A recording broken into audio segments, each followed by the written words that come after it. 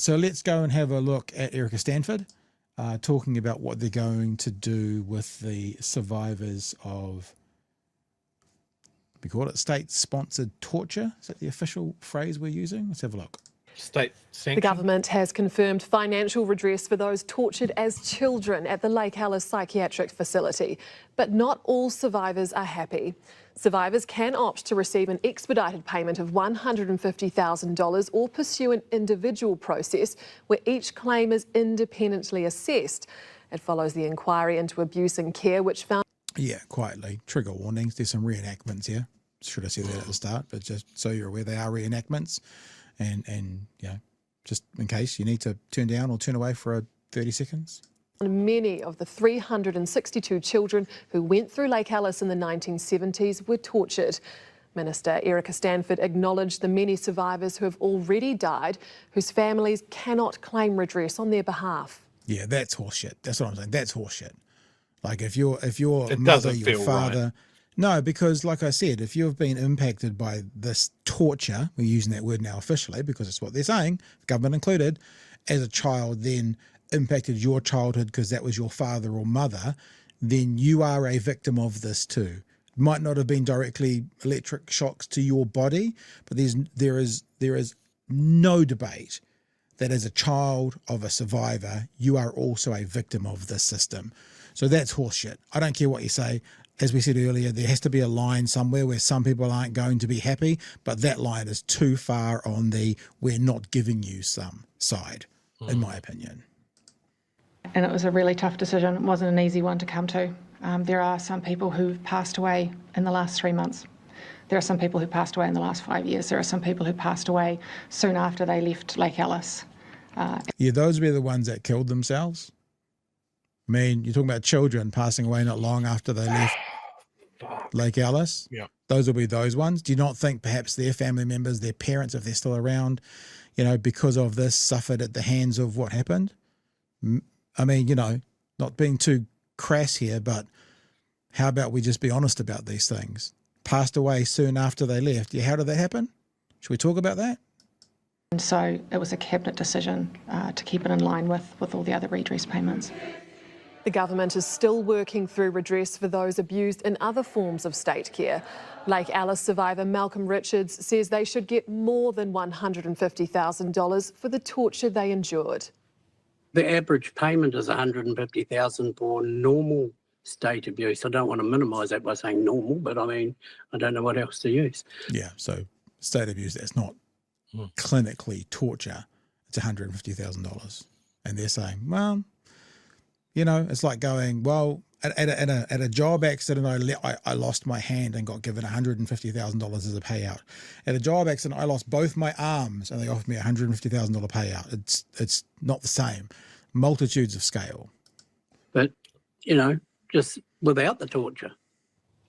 Redress for Lake Alice will also include a new written apology which explicitly acknowledges torture and access to support.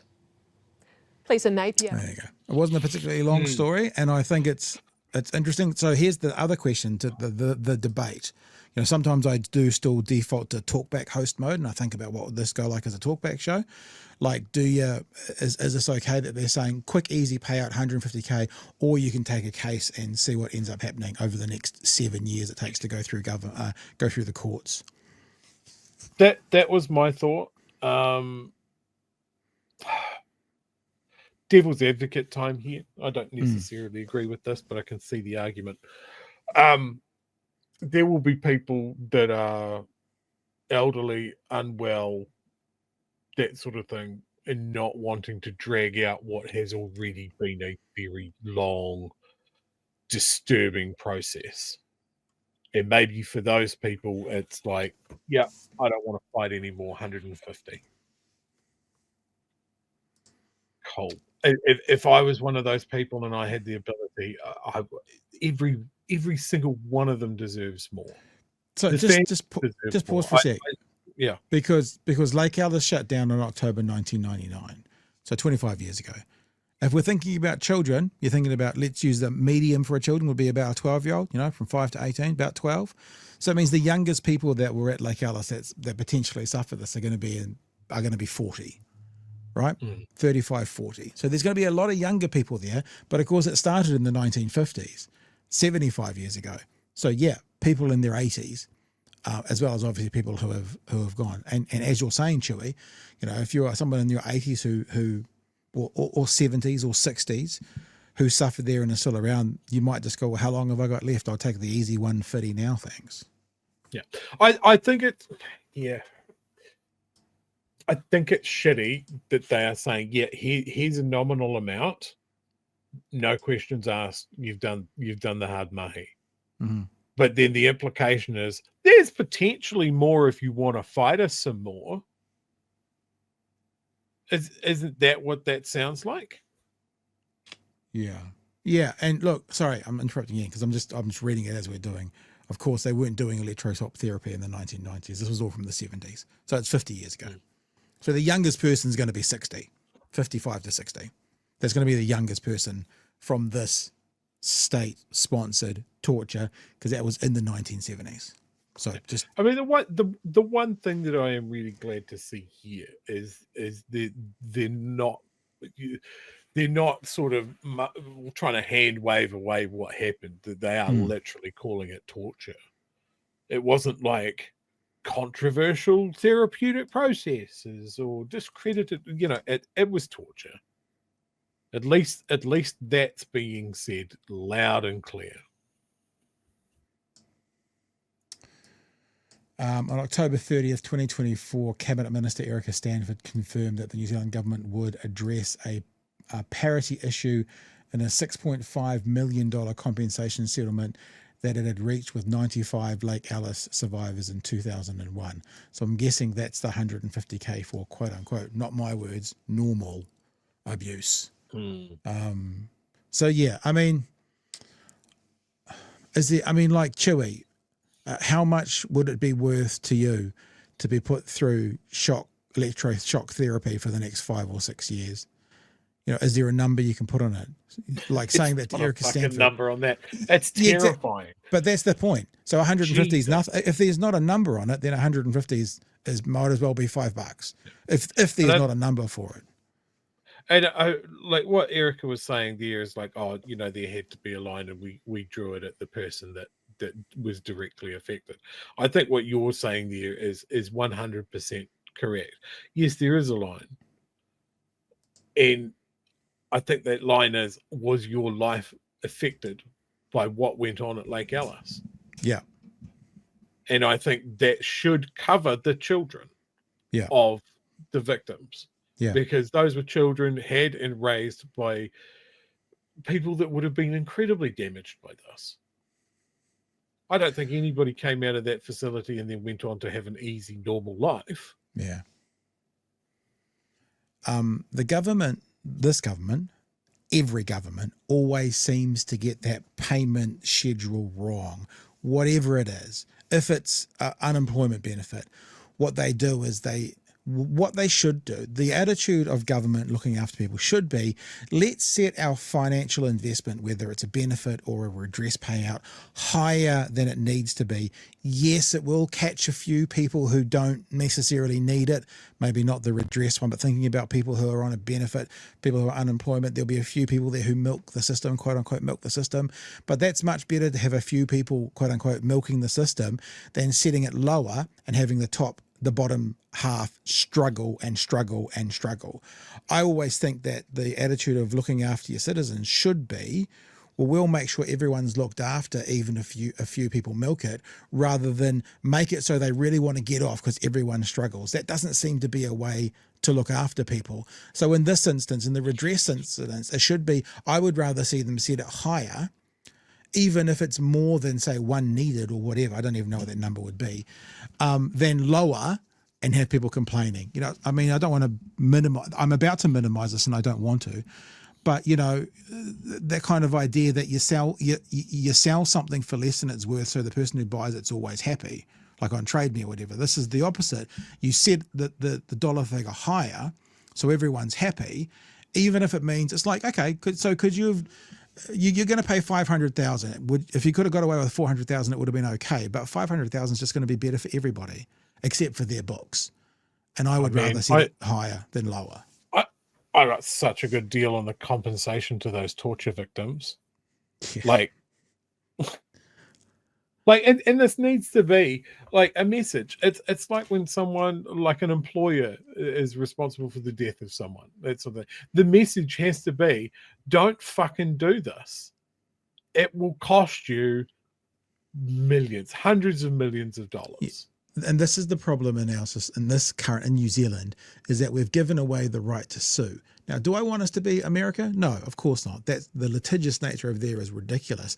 But the flip side of that is equally ridiculous, that someone can lose their arm at work and basically end up on a benefit or an ACC payout of 100 grand or 80 grand and then be on a benefit the rest of their lives. Now, if you lose your arm at work, that workplace should be responsible for keeping you comfortable the rest of your life. But this is the flip side. We don't live in a litigious society because of ACC. Good. ACC doesn't compensate well enough when it's a really serious situation for someone to be able to then live comfortably as if that thing hadn't happened to them. If they hadn't lost their arm at their place of work and they'd worked another 40 years, averaging 80, 100, 120K a year, they'd be living like this. That's how they should be able to keep living after the accident. You know what I mean? And we also need to acknowledge that, yes, this is compensation for what they suffered at the hands of these facilities and organizations. Yeah. But the process of them getting here has been a re-victimization. Yeah, true. We've spoken on the show before about the disrespect that has been shown all of the people that have been involved into the inquiry into the state care. The government's lawyers fought them incredibly hard, almost unethically hard, all the way through. The apology was fucking bullshit as well. Like, do these people deserve more? Fuck yes, they do. Yeah, of course. Do I care how they get the money? No, I do not. Yeah. I will fight the government in the street over every dollar for a lot of the stuff that they're doing. But for these guys, green lights all the way. Just hit. Have we got a way to make sure that they never pay for anything ever again? Yeah. Let's do that. Yeah, but that's the thing. We're given, like in America, you sue the company for 10 million, you settle for 5, and there you go. You can live off that the rest of your life, sort of thing. So it's the ACC situation has made it so we don't have to be fearful of being sued, but it's also meant people who are in a situation where you kind of go, why didn't you sue them? Then get screwed over by ACC and can live a subsistence life the rest of their life, which is not right either. So we haven't got the balance right. Super chat here, Kahunu. Look at the macro narrative, not the individual politicians. Thank you for your super chat. Study BoyNZ. How about finding people who are truly, quote, milking the system, but still looking after everybody? The balance really can't be that hard. When I say milking the system, I just want to make sure we're clear, because I'm not pulling a right narrative here by saying, oh, those bludgers. It's a bit like when we had COVID payouts. And there was a huge uproar from the right because people got payouts that didn't need, people who were living overseas got payouts, from these COVID payouts we were doing.